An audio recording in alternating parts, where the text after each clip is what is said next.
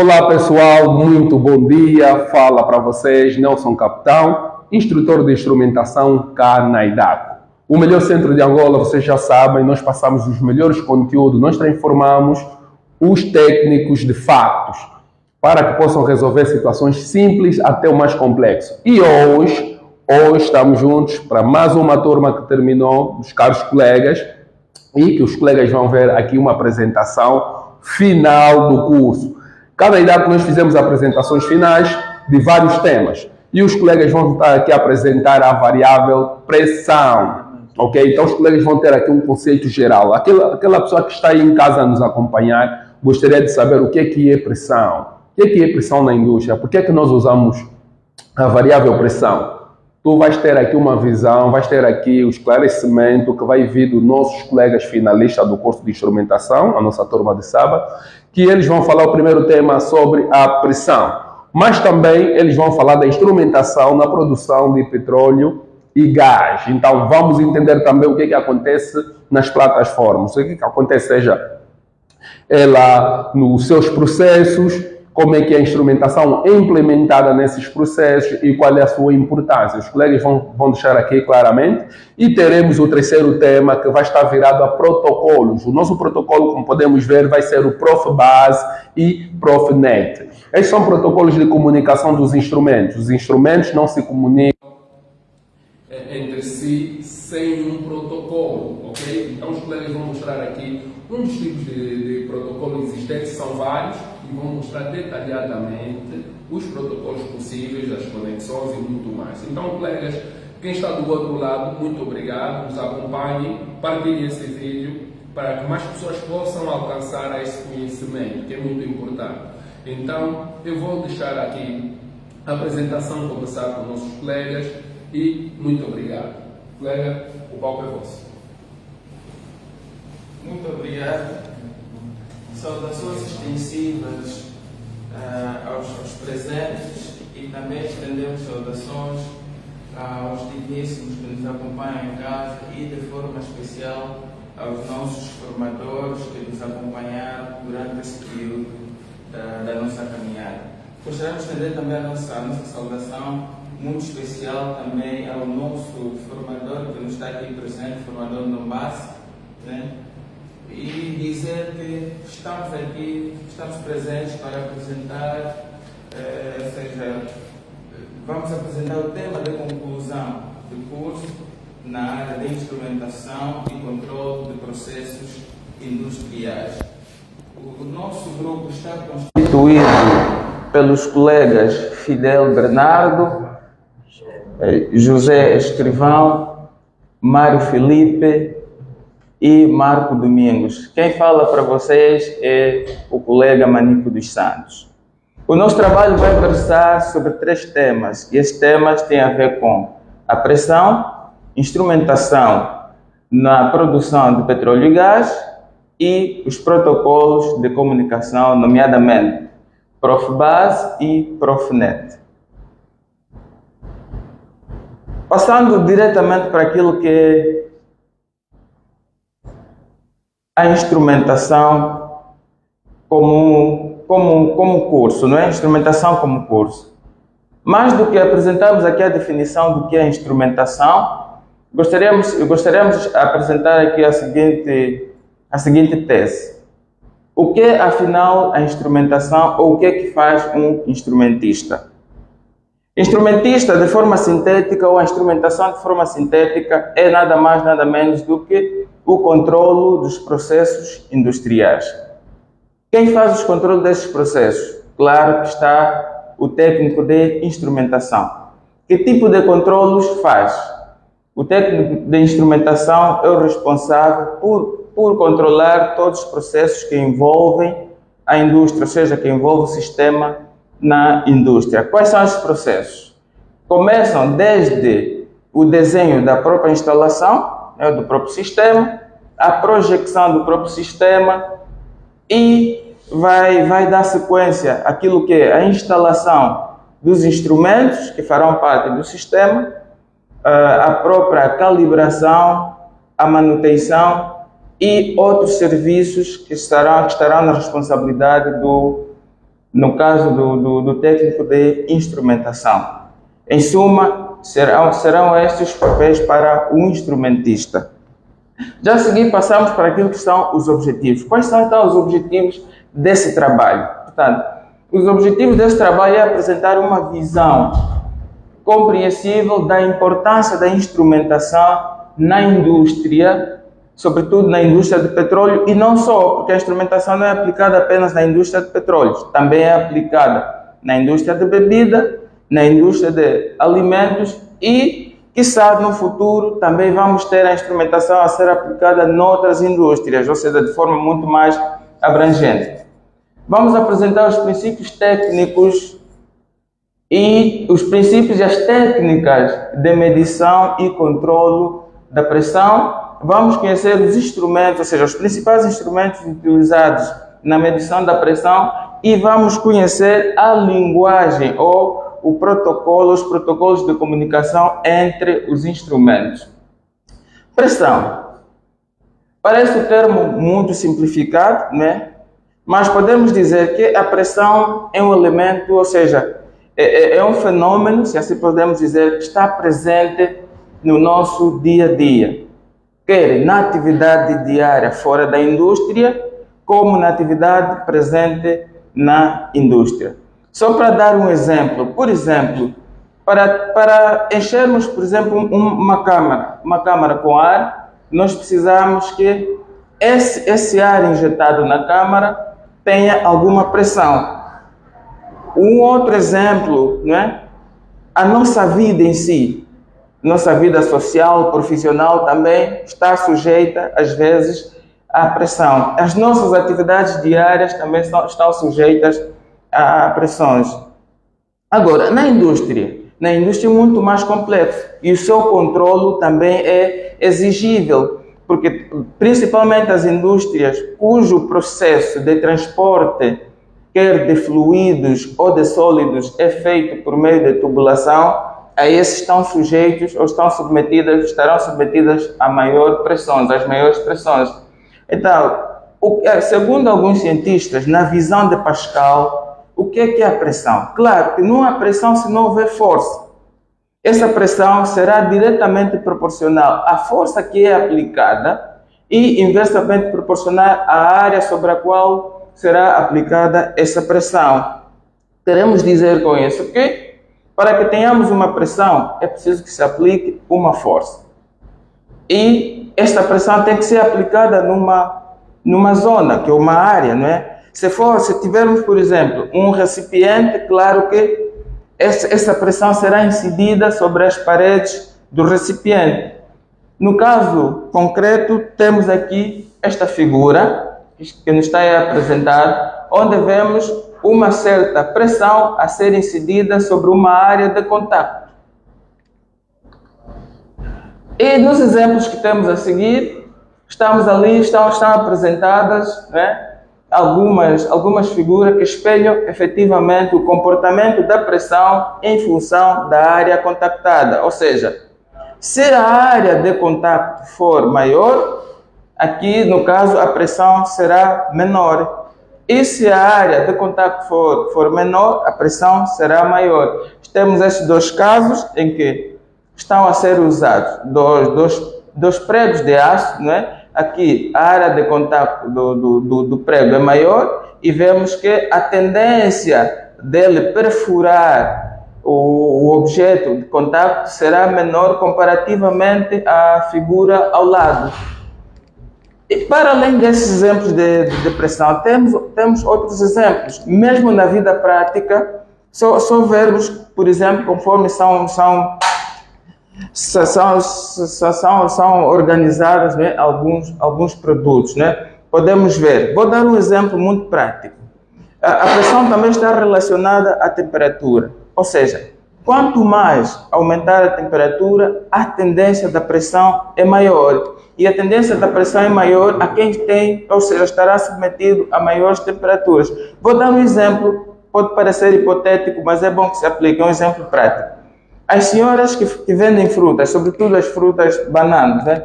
Se a gente olhar para elas organizam as mesmas de modo que elas aquelas que estiverem embaixo não sofrem pressão, né? Uma pressão sobreposta àquelas que estão em cima. Isso para quê? Porque quando aquelas que estiverem embaixo, a pressão será maior, né? Comparativamente àquelas que estiverem em cima. Por isso é que o processo de organização das mesmas é feito de modo a evitar com que elas sofram maior pressão. Então, esse é o exemplo que acontece na vida prática.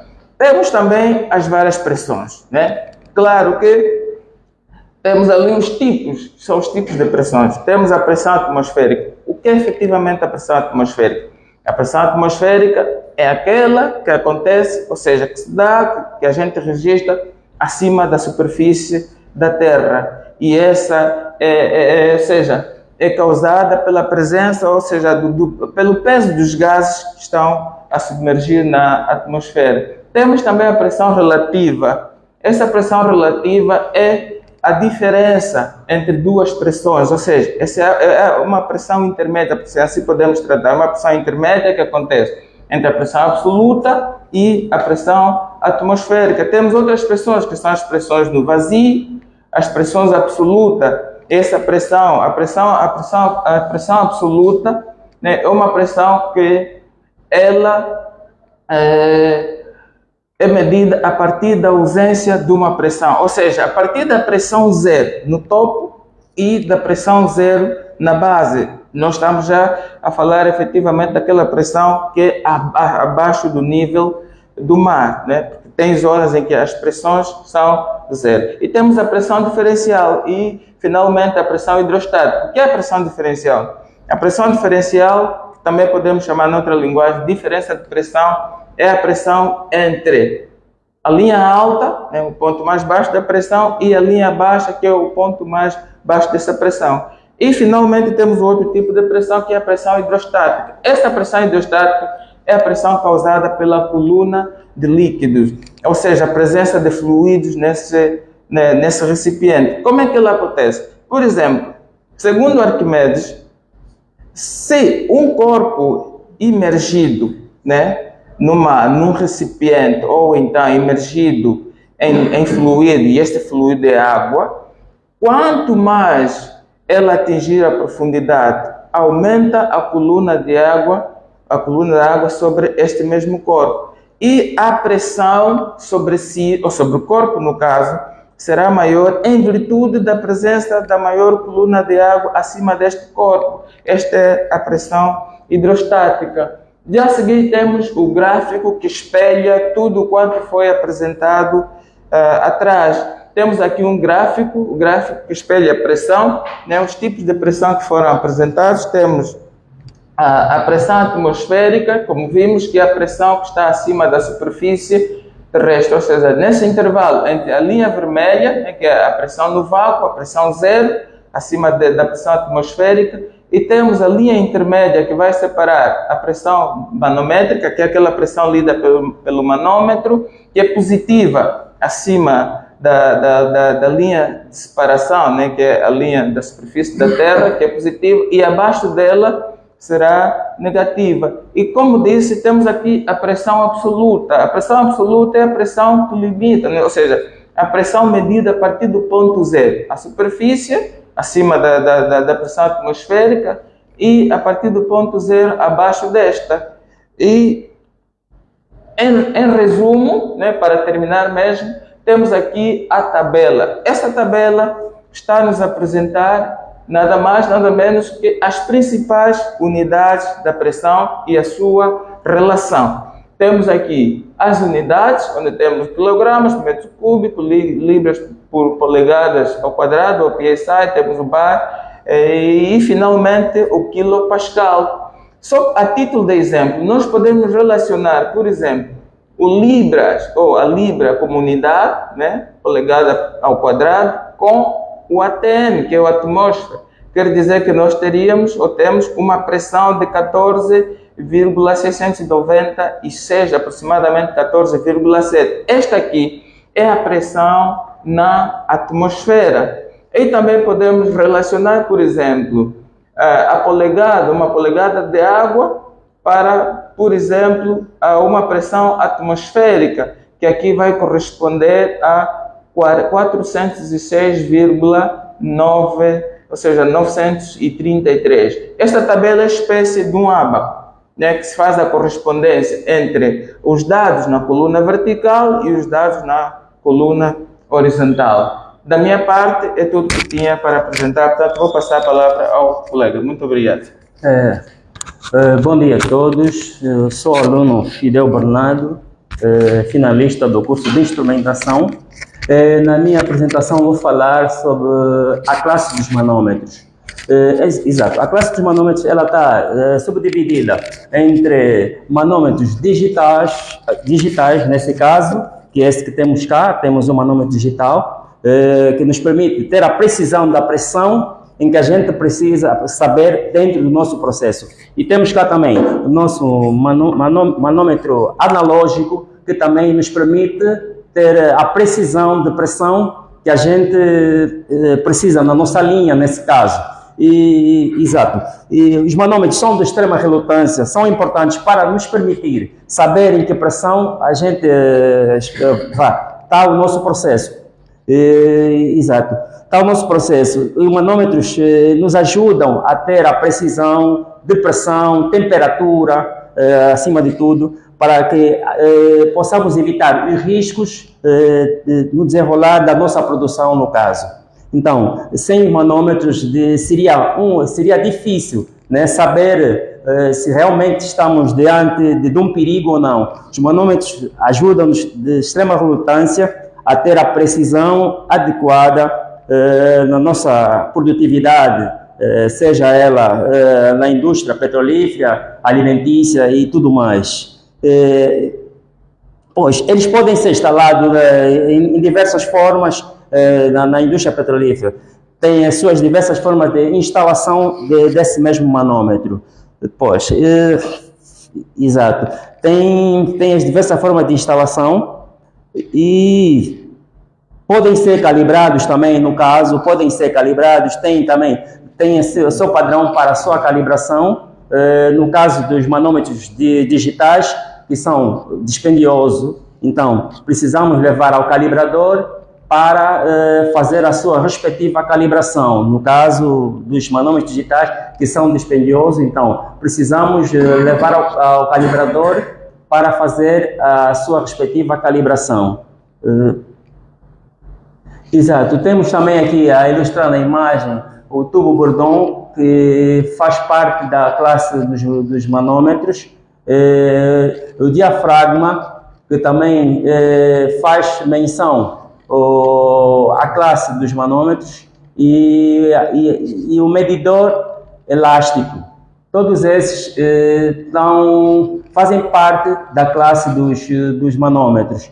E temos também o tubo U, que também é um dos que faz parte da classe dos manômetros, nesse caso. E temos medidores mecânicos, no caso, e barômetro mercúrio, que também fazem parte de medidores de pressão que pretendemos dentro da nossa linha de produtividade, no caso. Esses são os indicadores de pressão, no caso de precisão de pressão, que a gente precisa para ter a precisão do que a gente está a medir, no caso, né? Que são os ajudadores de pressão, para que tenhamos a convicção daquilo que a gente está a medir, nesse caso. Avança e sobe. Exato. Vou subir, né? Em cima. Ali está indicado. Aqui. Para o de meio.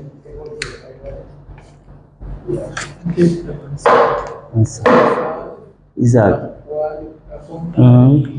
Exato. Temos também aqui um manômetro, nesse caso, se a memória não me falha, contém glicerina, e temos ali a estrutura do tubo Bourdon. Exato. Temos aqui a especificidade das classes dos manômetros, os tipos de manômetros que nos apresentam, nesse caso, no mercado. Manômetros helicoidal, manômetros tipo espiral e manômetro do tipo C. São os manômetros que encontramos no mercado de produção para o nosso trabalho, no nosso trabalho desejado, no caso. Temos capacitância, não tem nada. Não tem nada. Passa. Pirômetro.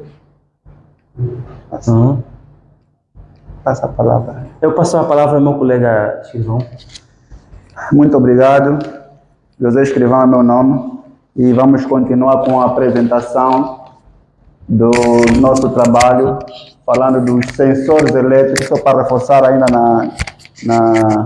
na questão dos medidores de pressão. Temos os medidores elásticos e os medidores mecânicos, como o meu colega acabou de dizer.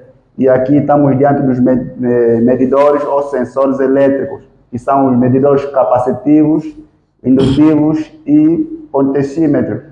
Também temos os medidores passivos, que são o piezoelétrico e o piezoresistivo. Esses medidores são muito importantes para o funcionamento de alguns instrumentos que trabalham para a pressão. E vamos avançar para o outro tema, que é instrumentos de pressão. Temos aí transmissor diferencial de pressão, que é um instrumento para medir a diferença de pressão. E também temos, mais uma vez, o manômetro digital e o manômetro analógico.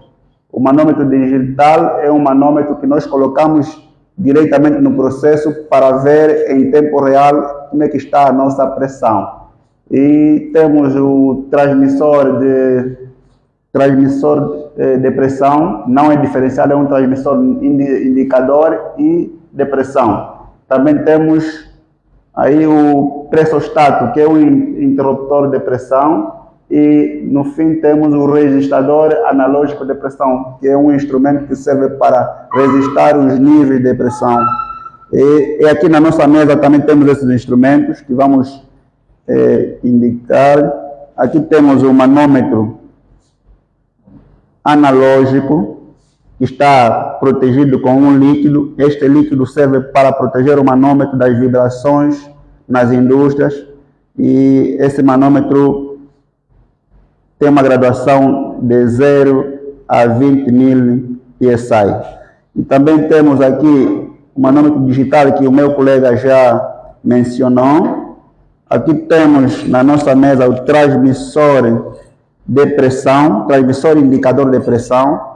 Ele recebe o sinal a partir do sensor. É composto com sensor, transdutor e o transmissor. Recebe o sinal da nossa linha de processo e ele envia um sinal de 4 a 20.000 amperes para o PLC, que mais abaixo vamos falar acerca disso.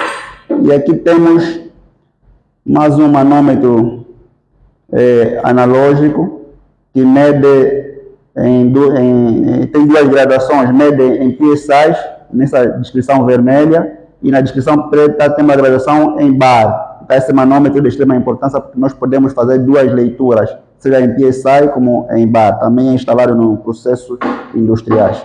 E aqui temos o transmissor diferencial de pressão, que é um instrumento muito importante na indústria, porque ele é capaz de medir as diferenças de pressões, seja em tanques abertos, onde temos os fluidos líquidos, seja em tanques fechados, com fluidos gasosos. E também ele pode medir ou indicar indiretamente a temperatura e pode medir indiretamente o nível de nível de vazão. Quer dizer, por intermédio da pressão diferencial, nós podemos saber o nível de um tanque, em termos de líquidos, podemos saber a pressão de um tanque fechado, se for um tanque que tem produtos gasosos, e também podemos saber a vazão de um determinado fluido numa tubulação. E depois vamos falar profundamente como é que ele funciona em termos de corrente. Aqui temos o nosso comunicador TREX, que serve para calibrar os transmissores que apresentamos a seguir. E temos finalmente o nosso interruptor de pressão ou pressure switch. Este interruptor de pressão é um elemento sensor que interrompe a pressão, sente a diferença de pressão e é capaz de interromper a pressão quando ultrapassa os níveis desejados. Para evitar acidentes no nosso processo, é muito usado em questões de segurança. Continuando com a nossa apresentação, temos aqui alguns instrumentos que já apresentamos, que o instrumentista usa para os seus trabalhos no dia a dia, que aí temos um multímetro industrial e temos o transmissor TREX e algumas ferramentas que auxiliam o instrumentista para instalar os seus instrumentos. Vamos continuar com a nossa apresentação, falar diretamente dos princípios hidrostáticos, conforme o colega já mencionou atrás acerca da pressão hidrostática. Dizer que pressão hidrostática é a pressão de fluidos que se encontram em repouso dentro de um tanque. Segundo o Steven, pressão de um líquido em repouso aumenta à medida em que a profundidade aumenta. Isso, o que nos interessa saber? É necessário o instrumentista saber qual é o comportamento da pressão de fluidos, e quando mencionamos em fluidos, estamos a falar de fluidos líquidos e gasosos. Nesse caso, temos aqui nas imagens um exemplo de um tanque. E esse tanque tem 1, 2, 3, 4 vazamentos. Notamos que no topo do tanque, o vazamento mais acima, no topo do tanque, tem menos pressão. E o vazamento a seguir tem também uma pressão intermediária. Já o vazamento mais abaixo, ou na base do tanque, vê-se que tem maior pressão em relação ao de cima.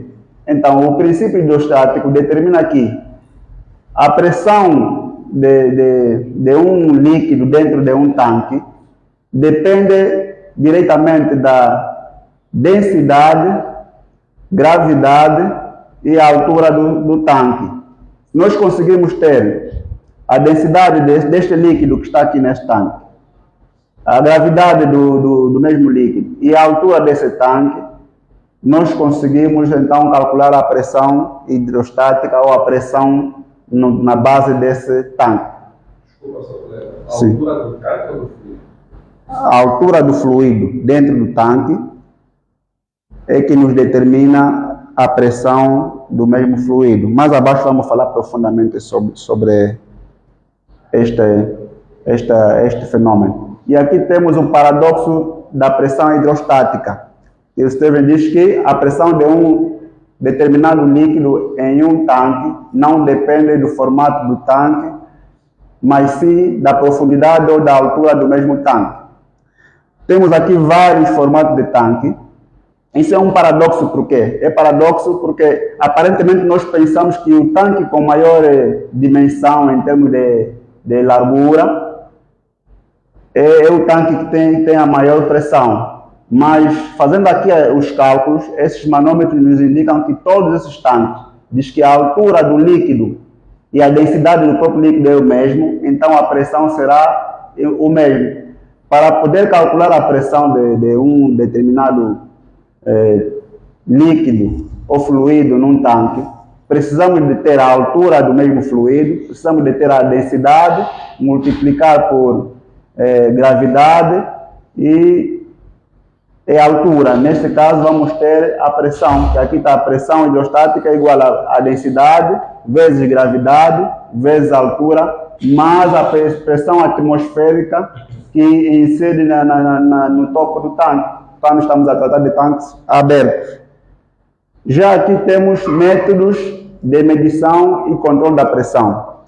É importante que o instrumentista conheça os métodos e técnicas para poder medir a pressão, porque a pressão é uma das variáveis muito perigosa e difícil de se controlar, e é necessário em processos industriais, principalmente nos processos de produção de petróleo e gás, é necessário controlar a pressão com essas técnicas, esses métodos, para evitar acidentes, para evitar com que haja explosões, porque aí trabalha-se com gases altamente inflamáveis. Então temos aqui essas técnicas. A primeira técnica, para medir a pressão de um tanque fechado, usando as leis que mencionei acima, é saber a altura do fluido dentro deste tanque, saber a densidade do mesmo fluido, multiplicar essa densidade pela gravidade do mesmo fluido e multiplicar pela altura.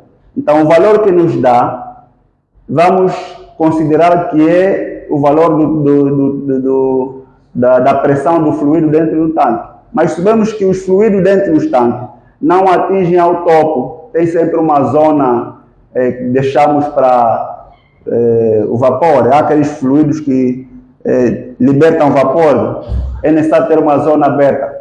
Para poder calcular o vapor que funciona, que incide nesta zona, temos que ter o nosso instrumento, que é o transmissor diferencial de pressão, para poder fazer o cálculo da diferença de pressão. Sabendo a pressão deste fluido, calculando com as regras da pressão hidrostática, vamos colocar na parte do transmissor, deixa eu só indicar aqui diretamente, vamos colocar o transmissor na entrada da pressão alta, e aqui nos refere à pressão alta. Deixa eu segurar. Ok.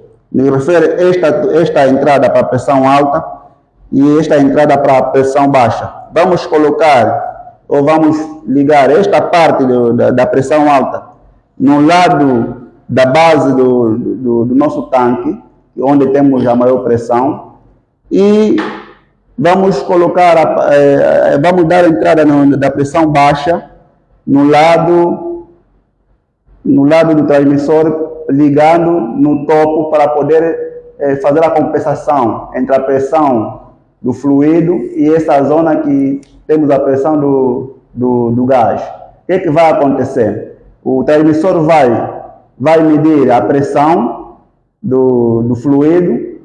E como aqui temos maior pressão, aqui temos menor pressão, essa parte do transmissor que nós chamamos de perna molhada vai medir a diferença de pressão.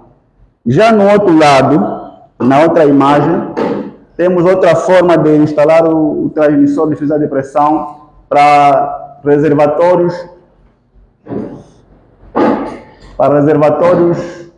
que estão muito altos e dificulta montar o transmissor próximo do reservatório. Podemos montar o transmissor mais abaixo, mas aqui a técnica para poder fazer essa montagem é saber a densidade desse tubo, a altura e a gravidade. E aqui vamos também saber a densidade deste ponto do fluido, a altura e a gravidade. O que é que nós temos que fazer? Se esse fluido tiver a mesma densidade com o fluido que estiver aqui, então precisamos apenas de somar esta altura até neste ponto e adicionar essa, e multiplicar pela gravidade e a densidade. Caso este fluido que estiver nessa área é diferente, porque há fluidos que não se pode ligar diretamente no transmissor, tem que levar um selo, e vamos explicar mais abaixo a importância do selo. Devemos somar, devemos multiplicar a altura, a densidade e a gravidade deste ponto, vai nos dar uma pressão no transmissor, e vamos considerar, quando o tanque está vazio, esta densidade, ou esse resultado vai nos dar nesse ponto, vamos considerar como nosso tanque vazio. E vamos calibrar o nosso transmissor com esse valor que vai nos dar aqui, vamos calibrar para 4 mA no nosso transmissor. Quando tivermos esse espaço cheio, então vamos somar, vamos calcular a densidade, a altura e a gravidade desse espaço, vamos subtrair a compensação, que é esse ponto alto, e aí vamos conseguir encontrar qual é a diferença de pressão neste ponto. E aqui temos a expressão, a diferença de pressão é igual ao ponto alto, ou a pressão alta, menos a pressão baixa. Isso vai dar altura vezes densidade vezes gravidade. Isso vai ser uma constante caso a densidade do fluido é o mesmo. Se for fluido diferente, então essa constante deixa de existir, temos que fazer outro cálculo. Prosseguindo, temos aqui, continuando com as técnicas de medição de pressão, temos aqui mais 3 reservatórios como exemplo, e aqui vamos começar a explicar os primeiros passos nesses reservatórios, seguindo as mesmas regras. Temos um reservatório com um determinado líquido, vamos supor que é um reservatório cheio com o crudo ou petróleo bruto, e vamos colocar um manifold nessa área para poder proteger o nosso transmissor diferenciado de pressão. E este manifold facilita para a manutenção ou retirada do próprio transmissor. Temos aqui um manifold com 3 válvulas. É uma válvula de bloqueio para a pressão alta, temos a outra válvula de bloqueio para a pressão baixa, e aqui temos uma válvula equalizadora para equilibrar as duas pressões. E aqui mais abaixo temos uma válvula de bleed off, uma válvula para retirar a pressão que deixa nessa área. O que podemos fazer para poder medir a pressão diferenciada nesse ponto? Quando precisamos calibrar o instrumento ou o transmissor diferenciado de pressão neste ponto, o que vamos fazer? Sabemos que aqui temos uma altura de 5 metros, da base do tanque para baixo, até no ponto onde nós vamos instalar o transmissor. Vamos calcular a densidade, a gravidade e a altura deste ponto, e vamos subtrair a gravidade, a densidade e a altura desse ponto. O resultado que nos der vamos considerar como a nossa pressão baixa, com um tanque vazio. Quando aumentamos essa parte que vai nos dar a densidade, a gravidade e a altura desse ponto, somamos com o resultado que nos der aqui, vamos subtrair o resultado que nos der nessa tubulação, que aqui nos dá 10 metros. O que nós encontrarmos, vamos considerar como a nossa pressão alta, e calibramos aí o nosso instrumento.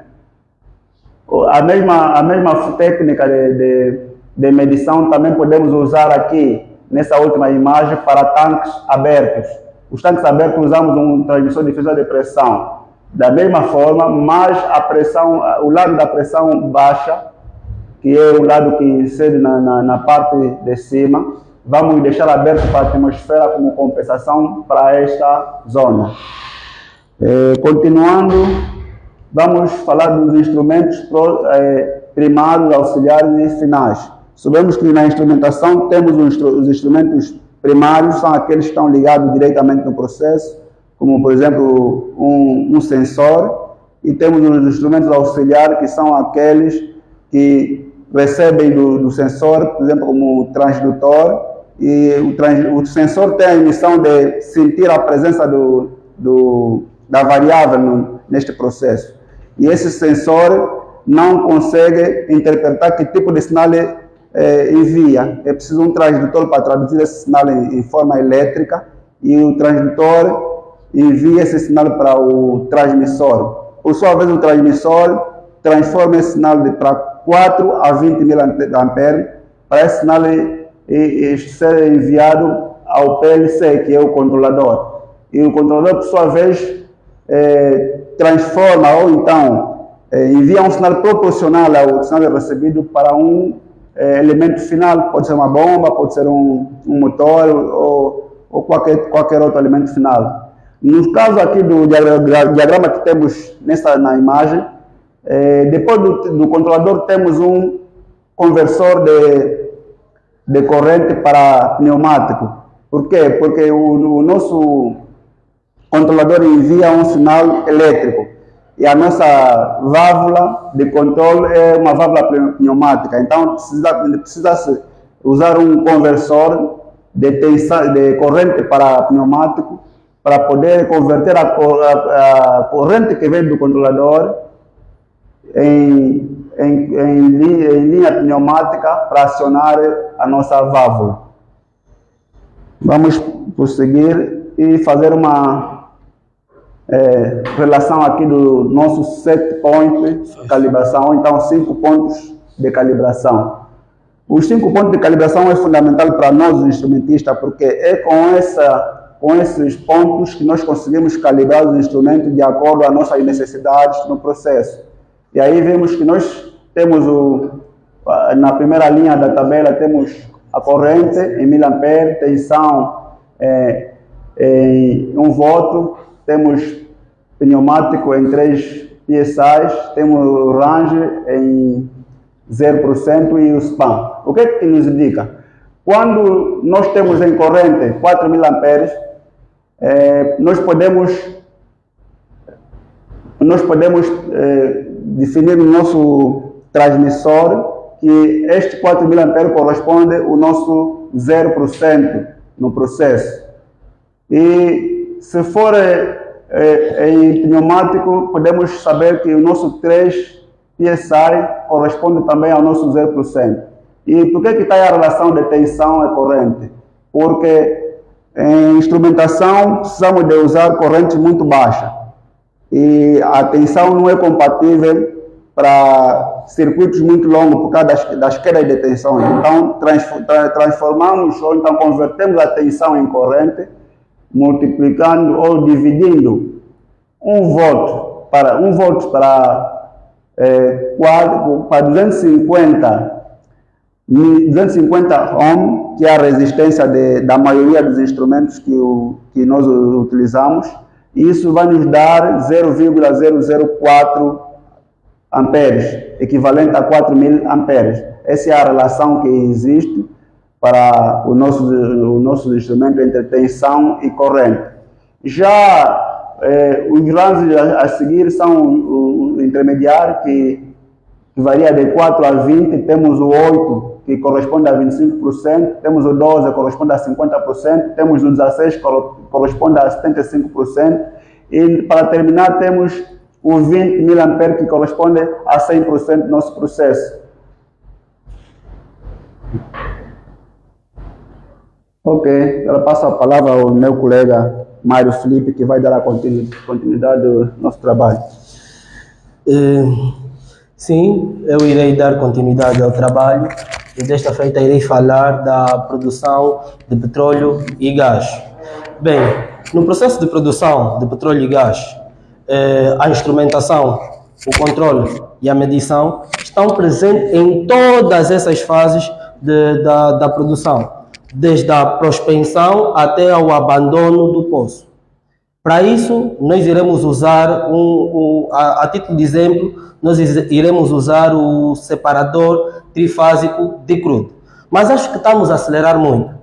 Para estarmos posicionados naquilo que queremos falar, primeiramente iremos ver o que é o petróleo bruto. Bem, o petróleo bruto é a fração líquida de hidrocarbonetos, ou seja, óleo cru. E o gás natural é todo hidrocarboneto que permanece em estado gasoso. Mas, além disso, é interessante também falar sobre a composição química, sendo que aqui estamos naquilo que chamamos de química do carbono. Então, vamos ver algumas ligações efetuadas entre o carbono e o hidrogênio, e por si só também vamos encontrar cadeias aromáticas e não só.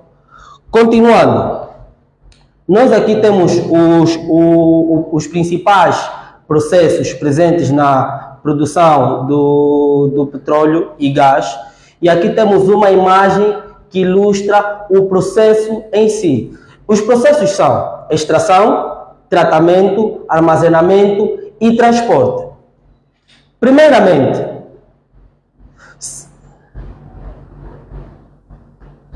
nós aqui temos essa imagem. Então, nós aqui temos o reservatório de óleo, nós aqui temos o reservatório de gás e mais abaixo temos o reservatório de água. Então, este vídeo ilustra como é que se processa. Como é que se processa, ele mostra desde o princípio até o fim o processo, desde a extração ao transporte.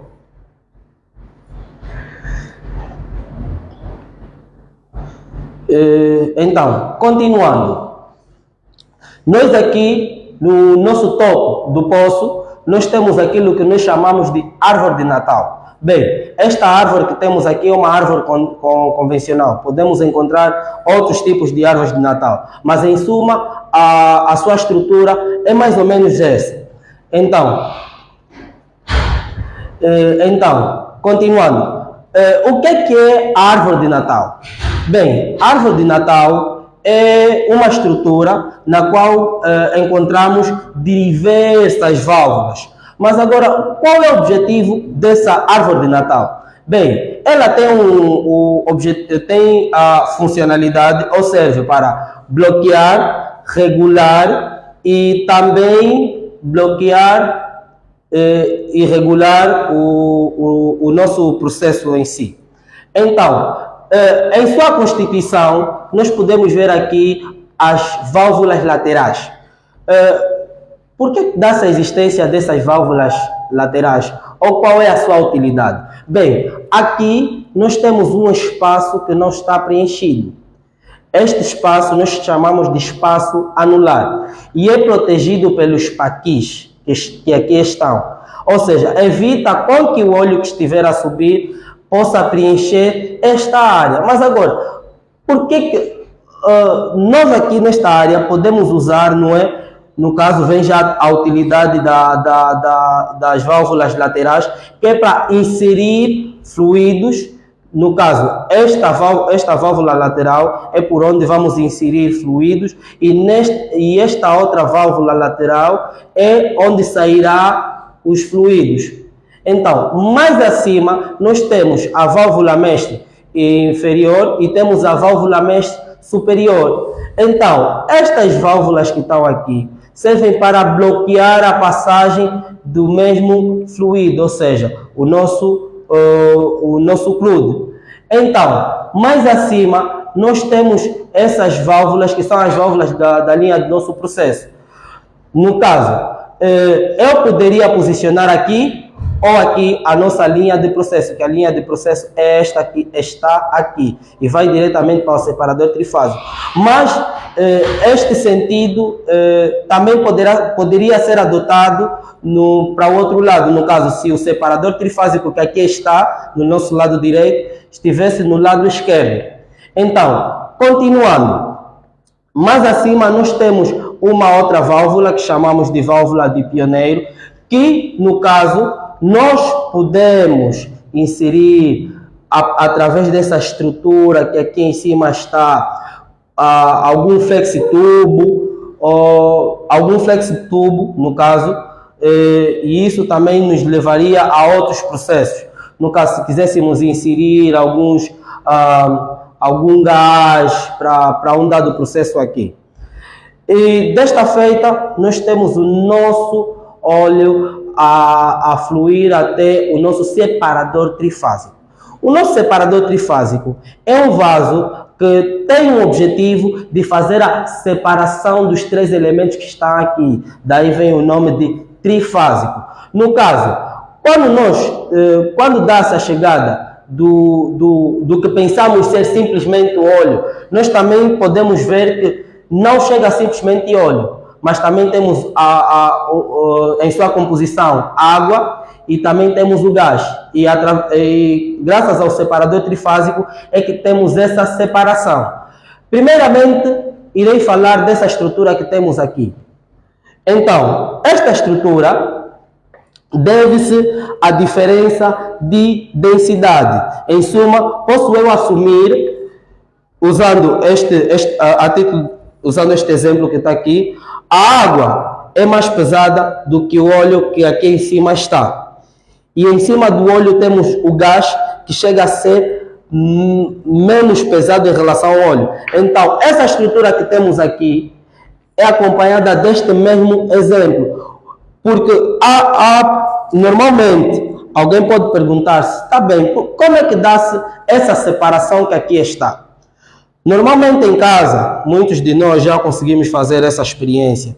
Quando tentamos misturar o óleo e a água, nós vemos que dá um tipo de mistura que denominamos mistura heterogênea, na qual o óleo e a água não se misturam. No caso, o mais denso fica para baixo e o menos denso fica para cima. É basicamente o mesmo funcionamento que temos aqui no separador trifásico. Então, nós aqui temos um canal onde vai passar a água. Mas, antes de mais nada, de reforçar que aqui não é simplesmente assim. Nós temos algumas estruturas aqui que têm a função...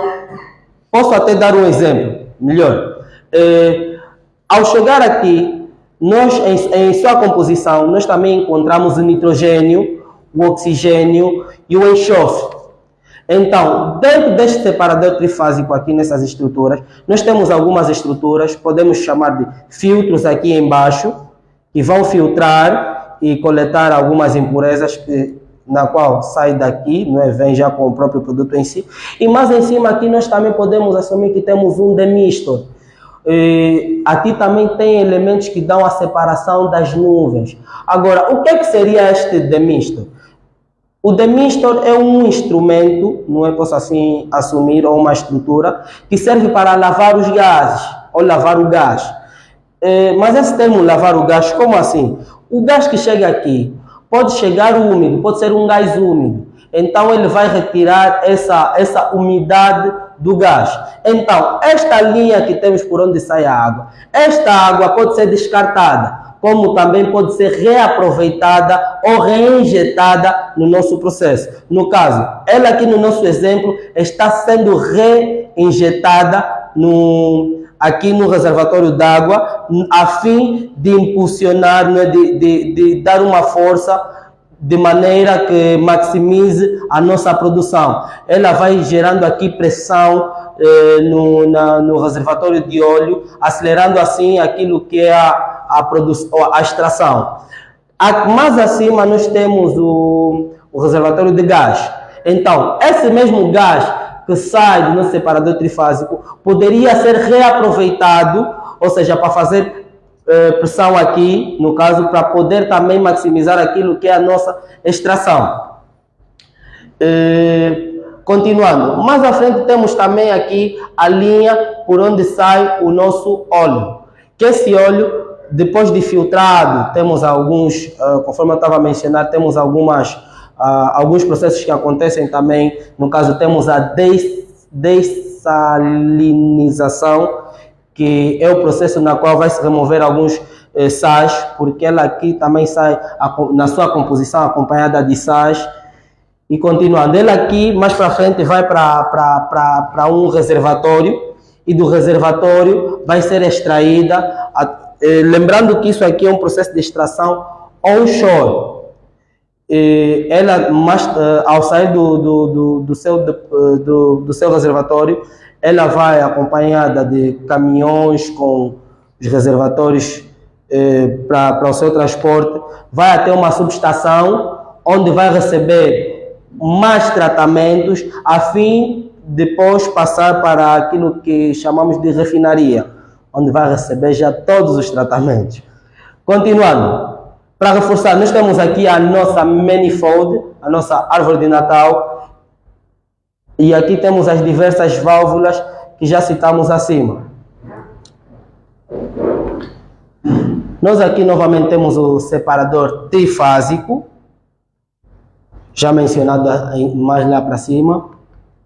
E nós aqui temos aquilo que é o separador trifásico como tal, uma imagem daquilo que é o separador trifásico para poder ter a ideia de como ele é. Então, mais para frente nós temos aquilo que nós chamamos de PIN-IDs, que é a visão do instrumentista em si. Este é o mundo do instrumentista. Esta é a visão do instrumentista. E é isso que o instrumentista vê perante aquele todo o processo. Bem, todo o processo que eu expliquei lá em cima, da extração, tratamento, transporte, nós englobamos aqui. Bem, não transporte e coisa do gênero, mas naquilo que é o processamento com separador trifásico, nós temos aqui. No caso, nós aqui temos alguns instrumentos que eu irei falar, que eu irei debruçar um pouco. No caso, nós aqui, mais para cima, temos aquilo que nós chamamos de a nossa válvula de alívio. E nós temos aqui a nossa válvula de alívio, que é uma válvula de segurança. Está aqui a nossa válvula de alívio. Bem, como é que ela funciona? No caso, se não haver por onde sair o gás em si, né? Se o nosso separador trifásico estivesse fechado ou tivesse algum problema na qual não consegue liberar a pressão, não é? Sem a nossa presença, no caso, de maneira mecânica, nós lá como instrumentistas ou como técnicos para conseguir liberar a pressão, a nossa válvula de alívio, ela é ajustada até que a uma certa pressão, ela vai abrindo, isso aqui obedecendo às leis de Hooke, porque nós aqui temos uma mola, então, quando tivermos uma pressão aceitável, de modo que obrigue ela a abrir, ela vai abrir, não é? Nós aqui temos um orifício, vai ser inserida a pressão aqui, não é? Quando chegar a pressão que nós ajustamos como a pressão limite, e se passar a pressão limite, ele vai abrir para poder retirar a pressão.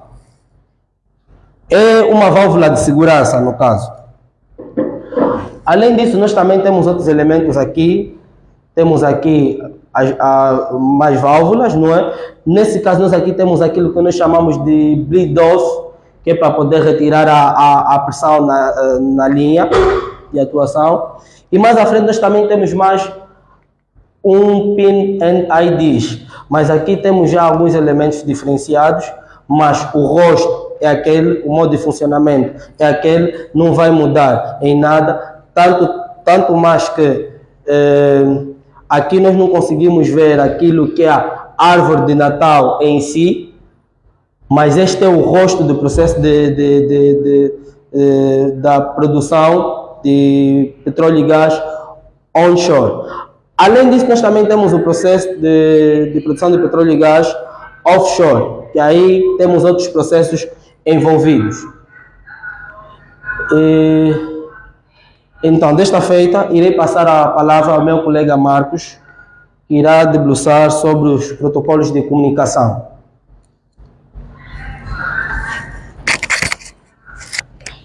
Bom dia, sou o Marco, vou falar sobre os protocolos de comunicação, mais concretamente o Profibus e Profinet. Falando sobre o Profibus é um protocolo de comunicação digital, baseado na rede de comunicação em serial, em que os dispositivos conectados nele compartilham de uma informação de forma eficiente e ele é responsável por fornecer a comunicação entre os sensores de campo e os dispositivos de controle, como o CLP e o DCS. Ele também tem uma velocidade de 9,6 kB por segundo a 12 MB por segundo a uma distância de 100 a 1000 metros, onde a velocidade de 9,6 kB por segundo está numa distância de 1000 metros e a velocidade de 12 MB por segundo está numa distância de 1000 metros. Também temos os equipamentos interligados no Profibus. Temos o DPE e o PA. Temos o DPE, que é a periferia descentralizada, que é caracterizada pela velocidade de comunicação. Temos o PA, que é o processo automático, que pode ser ligado até 32 dispositivos e todos eles serem conectados em paralelo ao mesmo par de fios. Temos o CLP, temos o IHM, que é a interface homem-máquina, temos os inversores de frequência, temos os sensores. E, falando sobre a interface homem-máquina, o Profibus trabalha com este tipo de comunicação, onde temos aqui o controlador Profibus DP, temos aqui este cabo RS485 que caracteriza o Profibus, temos os dispositivos Profibus Profibus DP, temos aqui também outros dispositivos Profibus PA, que são os dispositivos montados no campo. Temos aqui a interface, temos aqui o CLP mestre, temos o CLP escravo. Como é que essa comunicação funciona? O CLP mestre envia uma informação ao CLP escravo e o CLP escravo, por sua, alimenta o CLP mestre e envia uma comunicação. Temos aqui o IHM, que é a interface homem-máquina.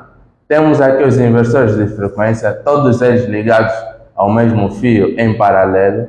Temos aqui a interface remota, entrada e saída. Também falar sobre o Profinet.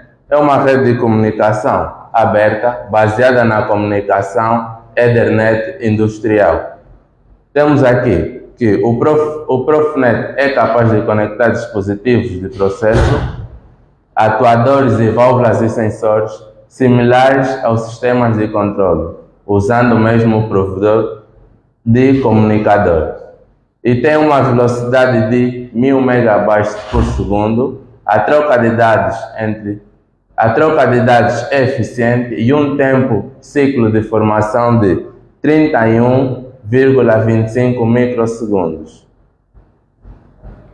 Temos também aqui o nosso comunicador da Siemens.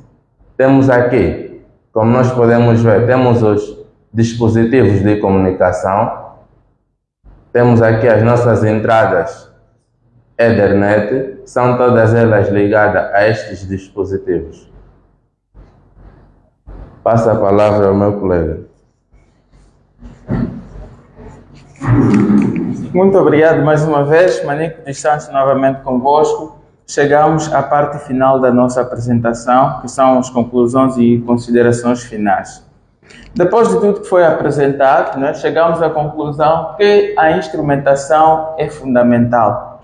Isto é, para as atividades industriais, quer petrolíferas como fora daquelas que são as petrolíferas, Porque isto pode manter, ou seja, pode garantir a maior segurança dos funcionários, a qualidade dos produtos e a eficiência dos processos. E também traduz na redução de custos e em conformidade com as práticas e de sustentabilidade ambiental. Ou seja, depois de tudo que foi apresentado,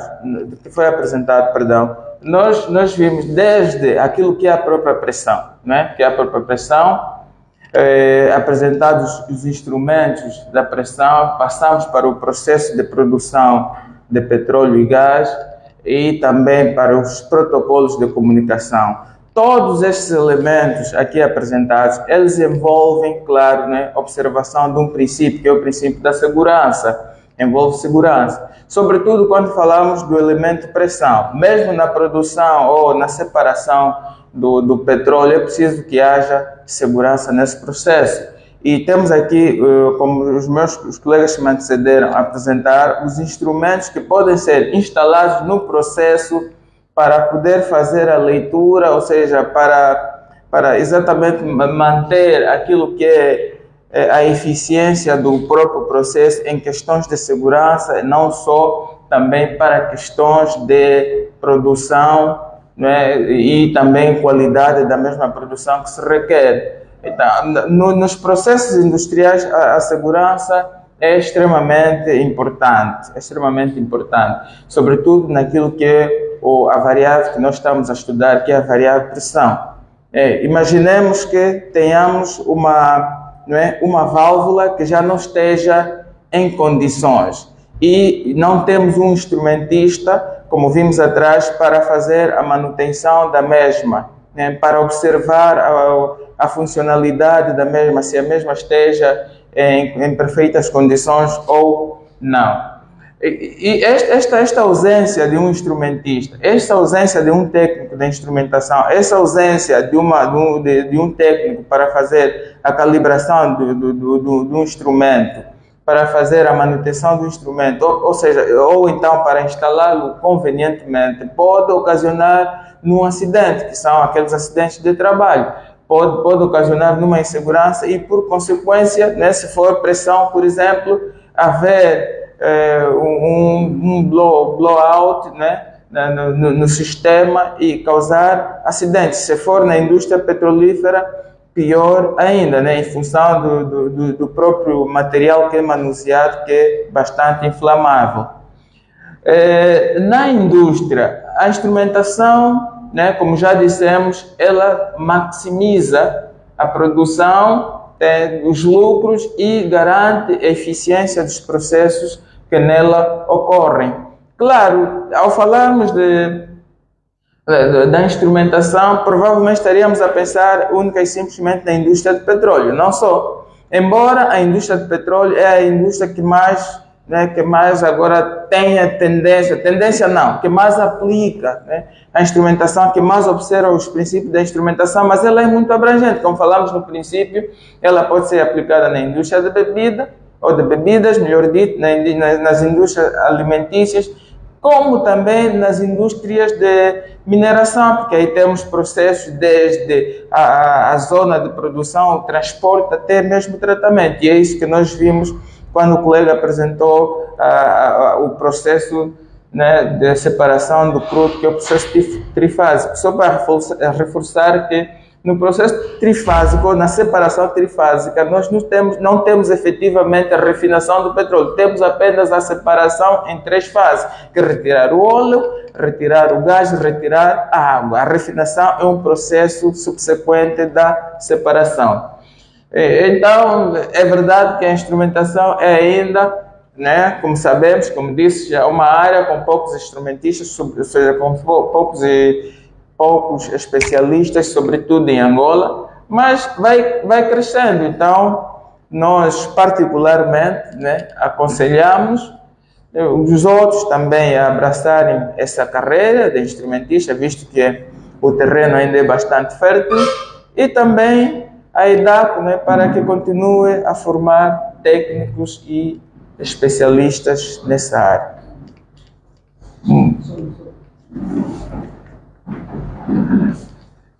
Então, nós terminamos, né, agradecendo a todos, né? Agradecemos, como vemos, ao Todo-Poderoso, que é o nosso Deus, e a todos os presentes. Eu gostaria de convidar os colegas que, de mãos dadas, fechássemos a nossa apresentação. E muito obrigado a todos.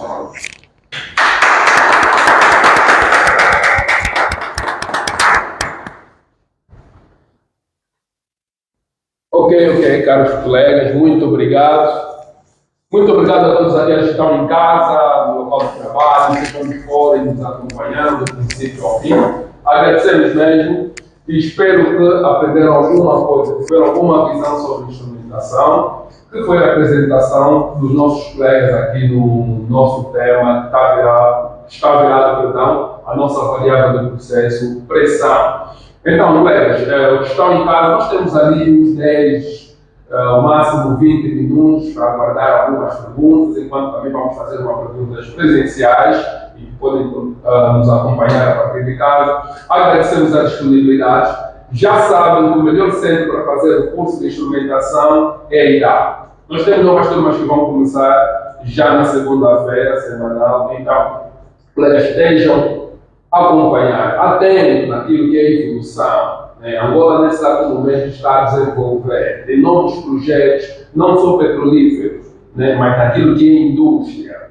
Então, estejam atentos. E quando se fala sobre indústria, não fica de fora os instrumentistas, porque nós temos que ter um processo confiável, seguro e que também tem uma produção muito boa. Então, neste caso, Aconselho, convido todos vocês a visitarem o nosso centro da idade, entrarem em contato nas nossas páginas oficiais para localização, informação e muito mais, e virem fazer parte deste centro e se tornarem um técnico de fato, como eu digo. O técnico de fato é aquele que resolve os problemas mais simples ao mais complexos. Está na idade, nós passamos essa visão e, como podiam ver, nossos colegas que chegaram, muitos deles ainda têm uma noção básica do que aquilo acontece, em cursos técnicos, mas hoje puderam mostrar alguma coisa. Então, de parabéns, muito obrigado por todos. Estamos juntos a falar para vocês. Nelson Capitão, instrutor de instrumentação capital. Obrigado.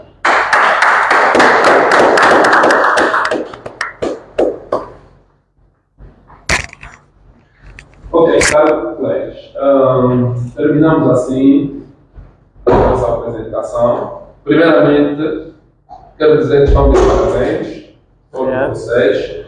Obrigado. Eu gostei da vossa apresentação. Dizer que venceram a minha expectativa. Venceram a minha expectativa. Se bem que a idade tem preparado, formamos para chegar até nesse nível. Mas vocês sabem por que estamos a falar isso? Foi uma turma que tivemos muitos sobressaltos e muito mais. Mas nota-se que a informação ficou retida, né? E já eu assim fico mais feliz de saber que não, conceitos gerais, básicos e até mesmo, ainda assim, mais avançados de instrumentação os colegas têm. Eu fiquei muito feliz. Mas, em contrapartida, se for para nós olharmos para aquilo que é a vossa apresentação, o vosso projeto, perdão, notou-se a falta de algumas informações.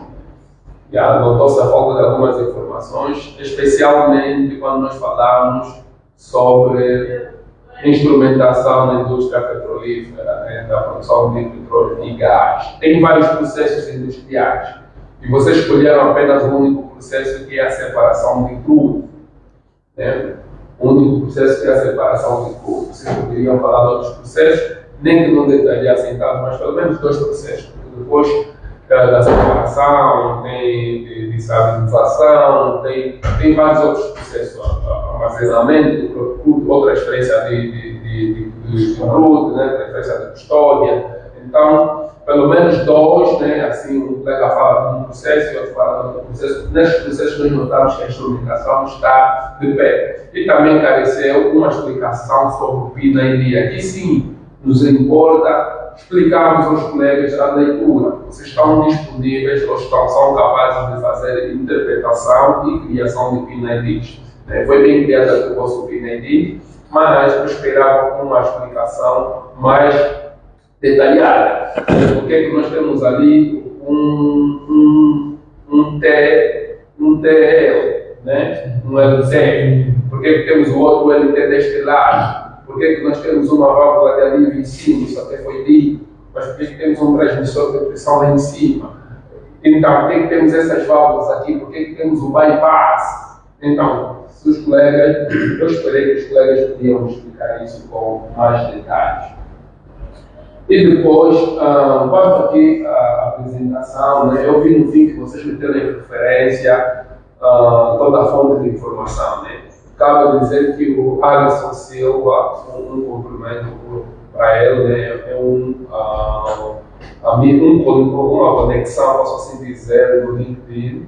Ele tem partilhado esse tipo de conteúdo, ele faz essas animações, e é bom que fosse também considerado na vossa biografia, ou seja, nas vossas referências finais. Mas salvo aqui pelos colegas, ali eles vão se acompanhar nas nossas redes sociais, então tem aqui os nossos créditos.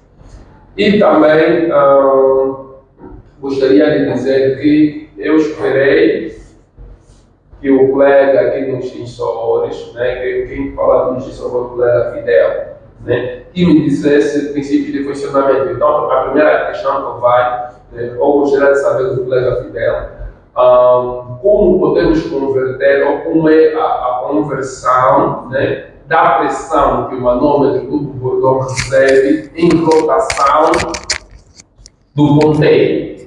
O que acontece para que esse ponteiro tenha uma rotação quando recebe uma pressão, né? Então, estamos a falar do princípio de funcionamento. Normalmente, para que esse manômetro receba essa pressão, é preciso que se instale um processo de acoplamento que saem de uma bomba que faz a imersão de pressão, que é conectada ao nosso manômetro, que é chamado do manômetro de Bourdon, recebe essa pressão e ele vai fazendo a leitura das escalas na medida em que a gente vai pressionando a bomba de envio de fluido, no caso.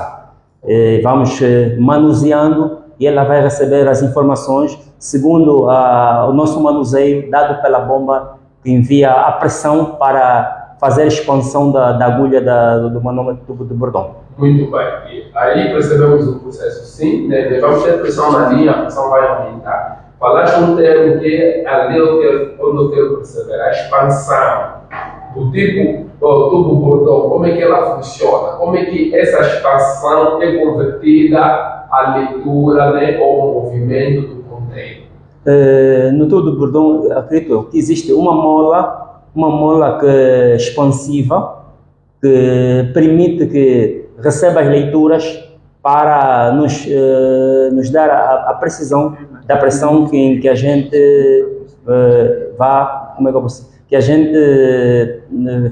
como é que eu posso dizer? Na medida em que a gente vai fazendo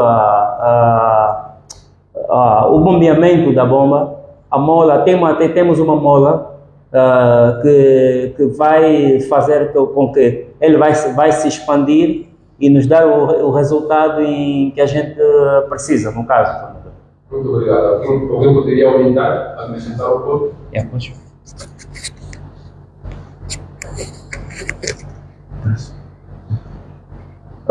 Sim, falando sobre o manômetro tubo de Bourdon, ele funciona com o princípio de Hooke.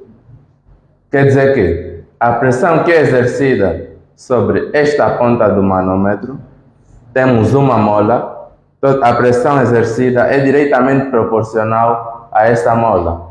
Quer dizer que a pressão que ele vai receber aqui na entrada, a deformação da mola fará com que este ponteiro mostrará a pressão exata. Quer dizer, ele recebe uma pressão aqui, há uma deformação na mola e o ponteiro mostra-nos a pressão em que nos encontramos. Exatamente, mas eu queria perceber como é que o ponteiro, né, vai fazer a rotação, como é que vai nos mostrar, né? E, aliás, se nós estamos a falar de tubo Bourdon, não estamos a falar que tem uma mola, nós estamos a falar que tem um tubo do tipo C, que é o tubo Bourdon do tipo C. Né? Alguém poderia esclarecer em casa, por favor? Para reforçar aqui, os colegas já mencionaram acerca do tubo de Bourdon. Para reforçar aqui que os colegas já mencionaram acerca do modo de funcionamento do manômetro tipo tubo de Bourdon, que é mais ou menos este aqui. O manômetro do tipo tubo de Bourdon tem esse formato, é um tubo em forma de C. E tem a sua parte de entrada da pressão, que ele funciona com a base da lei de Hooke, que quando um determinado corpo é subposto a uma pressão, ela deforma-se. E aqui na imagem, nessa imagem, indica qual é a posição da deformação. Quando aplicamos a pressão nesse determinado ponto, a pressão, logo que chega nessa parte curvada, que é um tubo oco, esse tubo deforma-se. Ela, ao deformar-se, move esses mecanismos de forma mecânica. Logo que essa parte deforma-se com a entrada da pressão, essa parte mecânica faz com que esse cursor sobe. Na ausência da pressão, esta parte curvada, que é o tubo de Bourdon, volta na posição normal e esse cursor desce. é mais ou menos o que acontece aqui na parte externa. Vemos que a escala é feita de acordo à deformação do tubo de Bourdon. Muito obrigado, colega. E também eu vim aqui falar sobre, olhando para outro ponto, né? Já fizemos aqui alguns reparos no segundo tema, mas aqui no segundo ponto, eu vi que o colega falou que o nosso protocolo, né, o Profbase, por exemplo, ela se comunica, né, tem um tipo de condutor, né, que é o RS 485. Por que não mencionou o RS 215? Eu não mencionei o RS 215. Qual é a diferença entre eles?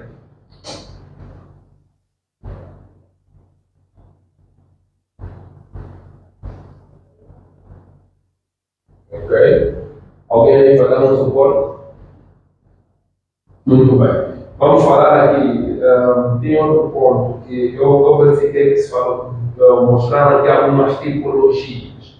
Mas os colegas não escreveram tipologia, só mostraram ligação. Essas ligações têm nome, isso é uma tipologia de comunicação. Né? Por exemplo, esta tipologia aqui, vocês chegaram a ver tipologias? Tem alguma noção? Alguém tem uma noção do que é uma tipologia? Ok, então quando nós estamos a baixar uma imagem no nosso projeto, temos que perceber, no entanto, que também existem tipologias. Né? Se você ver aqui, esse está de uma forma diferente. Nas tipologias, nós vamos ter ring. Quando falamos ring, que é a dela, quer dizer que todos os instrumentos vão estar ligados entre si. Né? Se você desligar um, a tendência é que os outros não trabalham, porque aquilo está ligado, um ciclo. Vamos ter estrela, que pode ser esse que está separado, cada um no seu ponto. Vamos ter ponto a ponto, vamos ter barramento, que este último que o colega tem, esse é um barramento. Tem uma barra onde cada instrumento vem buscar lá a sua informação. Né?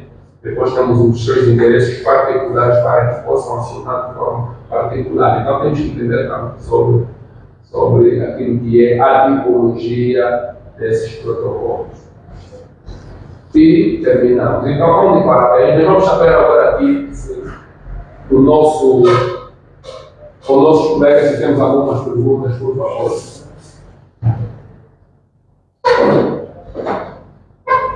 Para que possamos fechar. Temos alguma pergunta aí, por favor? Tem.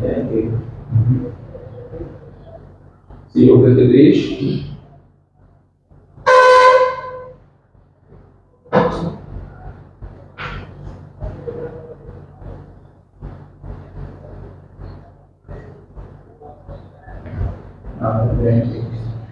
Infelizmente não temos nenhuma pergunta, né? Já se passou o tempo, estamos aí uns 10 minutos.